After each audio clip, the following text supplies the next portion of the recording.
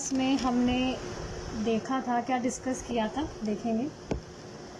भगवान श्री कृष्ण ही एकमात्र हमारे ऐसे बॉस हैं जो हमें कभी रिजेक्ट नहीं करते और हम में कोई भेदभाव नहीं देखते हैं। हमने ये तक देखा था कि जो भगवान श्री कृष्ण हैं वो अपने भक्त, अपने सेवक अर्जुन के सारथी बन गए थे। इतने महान है कृष्ण। सोचिए, Krishna is the supreme personality और वो अपने सेवक के सेवक बनने को रेडी हो जाते हैं। कितने उदार है कृष्णा। ऐसे इस भौतिक जगत में तो ऐसे बॉस नहीं ही मिल सकते हैं। आप देखेंगे हमेशा वो अपने से जो भी नीचे डेजिग्नेशन होता है, पोस्ट होता है, उनसे हमेशा अपने आप को श्रेष्ठ दिखाने का प्रयास करते हैं। लेकिन भगवान श्री कृष्ण ऐसे नहीं है। ठीक है, अब हम आगे देखेंगे। जब हमारा मूल स्वरूप या धर्म भौतिक पदार्थ के दोषों से अधोगति को प्राप्त हो जाता है तो भगवान स्वयं अवतार के रूप में आते हैं या अपने किसी अत्यंत विश्वसनीय सेवक को भेजते हैं। जान पा रहे हैं आप, भगवान ने श्रीला प्रभुपाद को भेजा था प्रचार करने के लिए। देखिए, श्रीला प्रभुपाद कोई ऑर्डिनरी पर्सन नहीं है, भगवान के ही पार्षद हैं श्रीला प्रभुपाद। और आप खुद सोचिए ना, 70 साल की उम्र में पूरे विश्व में, सिर्फ भारत की बात नहीं हो रही है, वेस्टर्न कंट्रीज़ जो पाश्चात्य देश है, जहाँ पर ये कन्विंस कर पाना कि कृष्णा इज़ सुप्रीम पर्सनालिटी और जो हमेशा भोगों में लगे रहते हैं उनको भक्ति के मार्ग पर लेकर आना, ये कोई आम बात तो बिल्कुल भी नहीं है। आप देखेंगे हमारे घर वाले ही कन्विंस नहीं हो पाते हैं भक्ति के लिए। श्रीला प्रभुपाद ने तो जो वेस्टर्न कंट्रीज़ के लोग हैं उनको कन्विंस कर दिया।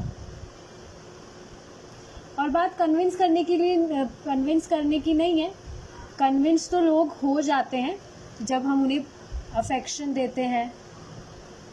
देखिए, भक्ति जो है वो ज़बरदस्ती थोपने वाली चीज़ नहीं है। किसी से आप ज़बरदस्ती भक्ति नहीं करवा सकते। उसको फ़िलॉसफी आप अच्छे से समझाइए, उसको प्रेम दीजिए, अपने आप उसको एक अफेक्शन आपसे फील होगा, वो अपने आप आपकी बात मानने लगेगा। श्रीला प्रभुपाद ने भी तो ऐसा ही किया था। जो निब्बीज़ थे, निब्बीज़ जानते हैं कौन होते हैं? जो सड़क पे घूमते हैं, कपड़े नहीं पहनते हैं और सारी ख़राब चीज़ें करते हैं, इग्नोरेंट मोड में होते हैं। 4 नियम तो जो भंग है, 4 नियमों को तो बहुत अच्छे से काफ़ी बार भंग करते हैं वो। ऐसे लोगों को श्रीला प्रभुपाद ने प्योर डिवोटी बना दिया। कैसे बनाया? By serving them with love. Srila Prabhupada खुद अपने हाथों से गुलाब जामुन बना के उन्हें खिलाते थे। ऑफ कोर्स वो प्रसाद होता था भगवान का, भगवान को ऑफ़र करके खिलाते थे। तो आप देख रहे हैं भगवान के प्रसाद में इतनी पोटेंसी है कि किसी भी अभक्त को भक्त बना दिया जा सकता है। भगवान का प्रसाद है क्या? भगवान की झूठन। हम जिस व्यक्ति की झूठन खाते हैं उसके गुण हम में आने लगते हैं। तो जब हम भगवान का झूठन खाएंगे तो अपने आप हमें ट्रांसफॉर्मेशन तो आएगा ही। तो ये बात है। तो जो श्रीला प्रभुपाद है वो कोई आम व्यक्ति बिल्कुल भी नहीं है, ये बात समझने की है। आगे देखेंगे। ईसा मसीह अपने आप को ईश्वर का पुत्र कहते हैं। Jesus Christ messenger of God, सबको पता है, इसलिए वे परम के प्रतिनिधि हैं। तो देखिए, जितने भी आते हैं, मतलब जो भी हैं, जीसस क्राइस्ट है, अल्लाह है, गुरु नानक है, महावीर जी हैं, ये सब भगवान के ही दूत हैं, भगवान के मैसेंजर्स हैं। ये सब भगवान इनको भेजते हैं धर्म की स्थापना के लिए, लेकिन लोग अविद्या के कारण इनको भगवान समझ के इनकी पूजा करने लग रहे हैं, जबकि ये भगवान के मैसेंजर्स हैं। इसी प्रकार मोहम्मद ने अपने आप को परमेश्वर का एक सेवक कहा है। इस प्रकार हमारे मूल स्वरूप या धर्म में जब भी कोई दोष आता है, तब हमें वास्तविक स्थिति बताने के लिए या तो श्री भगवान स्वयं अवतरित होते हैं या अपने किसी प्रतिनिधि को भेजते हैं। तो स्पष्ट है, श्रीला प्रभुपाद भी भगवान के पार्षद हैं जो आए थे और उन्होंने पूरे वर्ल्ड में प्रीचिंग कर दिया। बिल्कुल आम बात नहीं है ये। इस्कॉन टेम्पल सारी कंट्रीज़ में है। आप देखेंगे चाइना में भी इस्कॉन टेम्पल है, पाकिस्तान में भी इस्कॉन टेम्पल है। बिल्कुल आम बात तो नहीं है ये।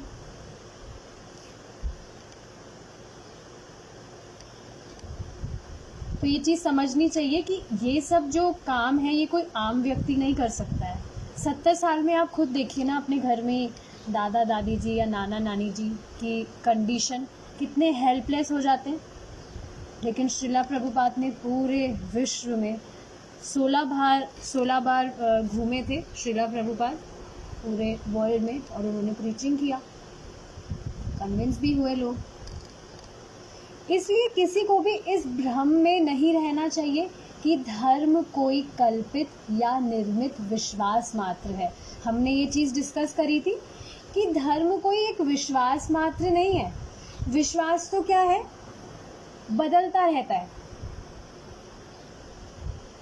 सिचुएशन के अकॉर्डिंग विश्वास बदलता रहता है। लेकिन धर्म जो है वो विश्वास मात्र नहीं है। अपने वास्तविक अर्थ में धर्म जीव से कभी भी पृथक नहीं किया जा सकता। मतलब जो भी जीव है, जो भी मनुष्य है, उनको धर्म पालन करना ही होता है। ऐसा हो ही नहीं सकता कि कोई व्यक्ति बिना धर्म पालन रह सके। स्पिरिचुअलिटी को अगर हम साइड में भी रखें तो आप देखिए, मटेरियली भी अगर हम देखें, मटेरियलिस्टिकली भी देखें, तो व्यक्ति कुछ ना कुछ नियम तो पालन करता ही है। ट्रैफिक रूल्स देख लीजिए, फॉलो करता है। लाल बत्ती पे रुकना होता है तो रुकता ही है व्यक्ति, और अपनी इच्छा से वो फॉलो करता है। नहीं फॉलो करता है तो उसे पनिशमेंट भी मिलता है। तो धर्म से व्यक्ति पृथक नहीं हो सकता है, फॉलो करना ही होता है। एनिमल्स के लिए ये चीज़ नहीं होती है। एनिमल्स तो आप देखेंगे, जो खासकर डॉग्स होते हैं, कैसे वो रोड के बीच में आ जाते हैं, लोगों का एक्सीडेंट तक हो जाता है उनको बचाने के चक्कर में। उनमें ऐसी कॉन्शियसनेस ही नहीं है, कुछ समझे वो। उसके साथ धर्म का संबंध ऐसा ही है जैसे शक्कर के साथ मिठास या नमक के साथ खारेपन का। चीनी का स्वभाव ही क्या है, मिठास। चीनी से मिठास को तो अलग नहीं किया जा सकता, या नमक को खारेपन से तो अलग नहीं किया जा सकता है। पत्थर के साथ ठोसपन का, कोई सॉफ्ट पत्थर देखा है किसी ने, या कोई मीठा नमक, कड़वा शक्कर? ऐसा नहीं होता है। जो जिसका स्वभाव है उससे वो चीज़ अलग की नहीं जा सकती है। अब देखिए, ऐसा बोला जा सकता है, ऐसा समझा जा सकता है कि भगवान तो क्रूर है, अगर हम कोई नियम पालन नहीं कर पा रहे तो हमें पनिशमेंट मिल रहा है। देखिए, मनुष्य जो है, नियम बने ही है कि पालन किए जाए। मनुष्य, खासकर मनुष्यों के लिए है। अगर कोई गवर्नमेंट का रूल ब्रेक करता है, फॉलो नहीं करता है, तो पुलिस उसे दंड देती है। तो क्या पुलिस क्रूर है? रूल्स फॉलो नहीं करेंगे तो दंड मिलेगा, ये तो जाहिर सी बात है। यह संबंध किसी भी प्रकार से दूर नहीं किया जा सकता। जीव का धर्म सेवा करना है, और हम स्पष्ट देख सकते हैं कि प्रत्येक जीव की वृत्ति अपनी या दूसरों की सेवा करने में होती है। चीज़ हमने डिस्कस करी थी, जो जीव है वो सेवा करके ही संतुष्ट रह सकता है। चाहे से वो खुद की सेवा करे, किसी और की सेवा करे, माया की सेवा करे, सेवा तो करता ही है। श्री कृष्ण की सेवा कैसे की जाए, भौतिक दासता से अपने आप को कैसे मुक्त किया जाए,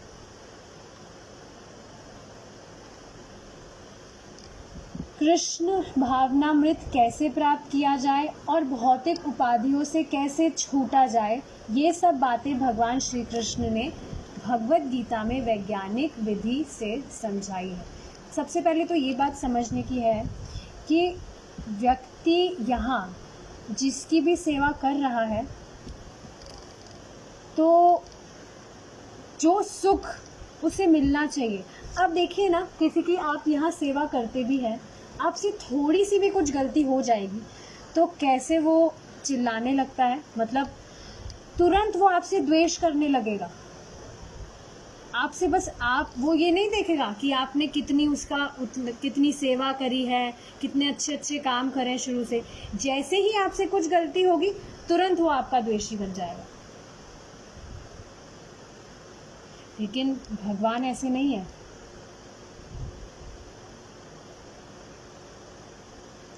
जब सेवा करनी ही है तो क्यों ना भगवान श्री कृष्ण की जाए, जो हमें कभी रिजेक्ट नहीं करते। एक चीज़ और समझने वाली है कि जब हम यहाँ डिस्कशन कर रहे हैं तो कुछ चीज़ें हो सकती है कि हम सुन रहे हैं तो समझ में ना आए कि ऐसा कैसे हो सकता है या इस चीज़ को हम कैसे एक्सपीरियंस कर सकते हैं। देखिए, जब हम रेगुलरली प्रैक्टिस करेंगे जो भी चीज़ें हमें बताई गई है, अपने आप सारी चीज़ें एक्सपीरियंस करने लगेंगे। आपको खुद को पता नहीं लगेगा कैसे सारे ट्रांसफॉर्मेशन होने लग रहे हैं। बस नियमित रूप से करना बहुत इम्पोर्टेंट है, ये चीज़ है। तो देखिए भगवान क्या बताते हैं, परित्राणाय साधूनाम, श्लोक में आया हुआ साधु शब्द पवित्र आचरण से युक्त सज्जन व्यक्ति का या संत पुरुष का बोध कराता है। संत पुरुष क्षमाशील, प्रत्येक के प्रति अत्यंत दयालु, समस्त प्राणियों का मित्र, किसी का भी शत्रु नहीं और सदा शांत चित्त होता है। समझ पा रहे हैं आप? संत पुरुष की व्याख्या यहाँ की गई है। संत पुरुष कौन होता है? जो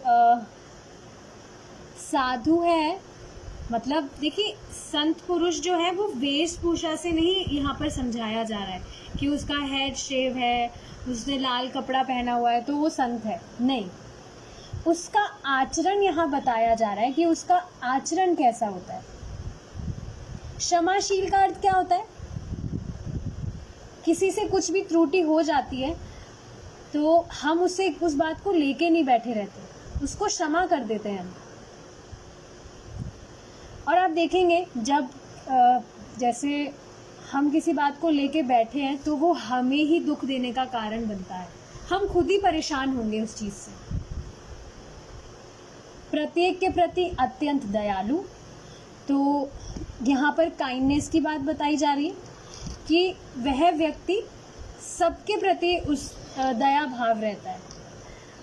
मतलब सिर्फ यहाँ पर ह्यूमन बीइंग्स की बात नहीं हो रही है, जितने भी लिविंग बीइंग्स होते हैं सबके प्रति दया। समस्त प्राणियों का मित्र, किसी का भी शत्रु नहीं और सदा शांत चित्त होता है। कुछ भी अगर उल्टी सीधी बातें होती भी है तो उसका जो चित्त है वो शांत ही रहता है, ऐसा नहीं है कि वो खुद डिस्टर्ब हो जाता है। देखिए ये जो चीज़ें हम यहाँ पर डिस्कस कर रहे हैं, ये स्टेज हमारा भी होगा, मतलब हर एक व्यक्ति का होगा ये स्टेज। जैसे जैसे बस मेन कोर क्या है? भक्ति करना, यही सल्यूशन है। इससे सारी चीज़ें अपने आप होने लगती हैं। एक सदाचारी पुरुष के 26 गुण होते हैं और भगवत गीता में श्री कृष्ण ने स्वयं निम्नलिखित घोषणा की। सबसे पहले तो देखिए क्या चीज़ समझने वाली है हमने ये जो भी चीज़ें डिस्कस करी हैं, ये एक संत पुरुष के आचरण का डिस्कशन है।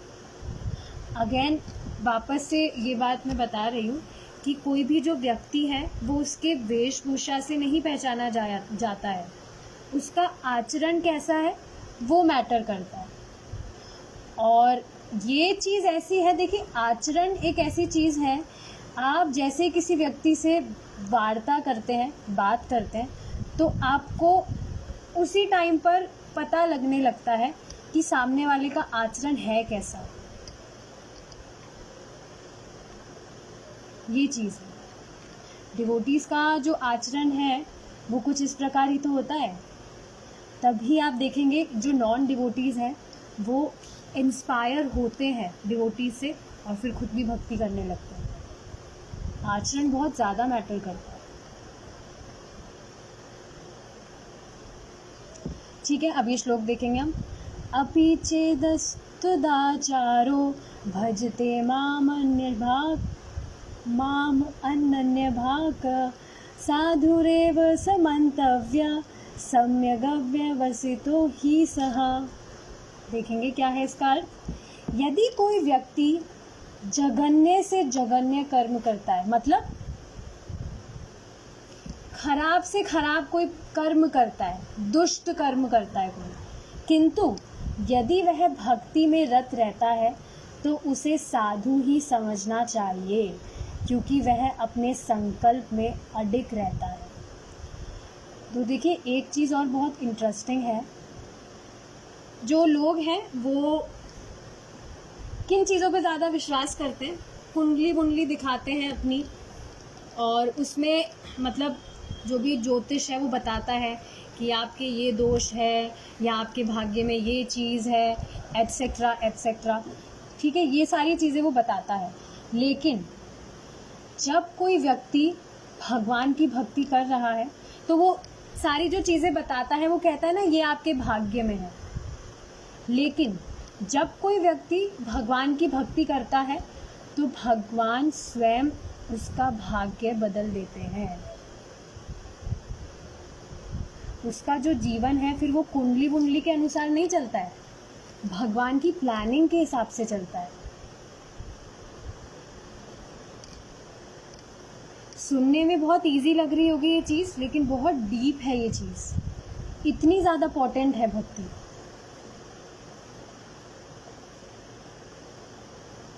तो क्या कह रहे हैं भगवान कि उसने कुछ भी कैसा भी काम किया है, कैसा भी कर्म किया है, लेकिन अगर वो भगवान की भक्ति कर रहा है तो वह साधु ही है, संत है वो, क्योंकि वह अपने संकल्प में अडिग रहता है। इसका क्या अर्थ है कि वो नियमित रूप से भक्ति कर रहा है। कैसी भी सिचुएशंस आ रही है उसकी लाइफ में, कुछ डिज़ायर्स भी आ रही हैं या कुछ भी ख़राब सिचुएशन सामने आ रही है, बट फिर भी वो भक्ति में लगा है, अडिग है वो।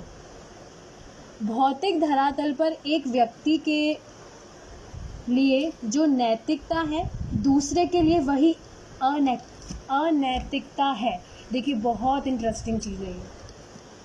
आप देखते हैं भक्ति जो भी डिवोटीज़ हैं सब करते हैं, और कुछ नई एक्स्ट्रा चीज़ तो कोई नहीं करता है। वही 16 rounds chanting, 4 regulative principles follow करना, भगवान का प्रसाद ही खाना, राइट। कुछ अलग चीज़ नहीं कर रहे, सब एक चीज़ कर रहे हैं। लेकिन फिर भी आप देखेंगे एक व्यक्ति में कुछ डिज़ायर्स हैं और दूसरे व्यक्ति में वो चीज़ नहीं है। इसका अर्थ क्या है? इससे व्यक्ति को ये चीज़ समझनी चाहिए कि भक्ति तो वो भी कर रहा है, भक्ति मैं भी कर रही हूँ या कर रहा हूँ। तो भक्ति ही एक ऐसा प्रोसेस है कि जिस स्टेज पर जिस व्यक्ति को हम देख रहे हैं, हम भी उस स्टेज पर पहुँच सकते हैं। समझ पा रहे हैं आप? इस लाइन का यही तो मतलब है कि एक व्यक्ति के लिए जो नैतिकता है, दूसरे के लिए वही अनैतिकता है। जैसे एक प्रैक्टिकल एग्जांपल मैं दूंगी, फिर वी विल स्टॉप हियर क्योंकि टाइम अप हो गया। जैसे कुछ दिन पहले मेरे किचन में छिपकली आ गई थी, तो मुझे तो बहुत ज़्यादा डर लगता है छिपकली से। तो मैंने नीचे से हमारे किसी को बुलाया भगाने के लिए, उसको हटाने के लिए। तो देखिए, मेरे लिए वो जो चीज़ है वो बहुत बड़ी प्रॉब्लम थी, मैं इतना डर रही थी, लेकिन वो जो व्यक्ति थे वो उसे आसानी से उठाकर भगा रहे थे, उसे उठाने लगे वो। तो देखिए, सिचुएशन एक ही है, बट किसी व्यक्ति के लिए वो प्रॉब्लम है और किसी व्यक्ति के लिए वो बिल्कुल भी प्रॉब्लम नहीं है। इस चीज़ से हमें समझना चाहिए ये जो चीज़ है। तो ठीक है, वी विल स्टॉप हियर, हमारा टाइम अप हो गया है। Thank you so much for joining. We will meet tomorrow if Krishna is willing. Hare Krishna.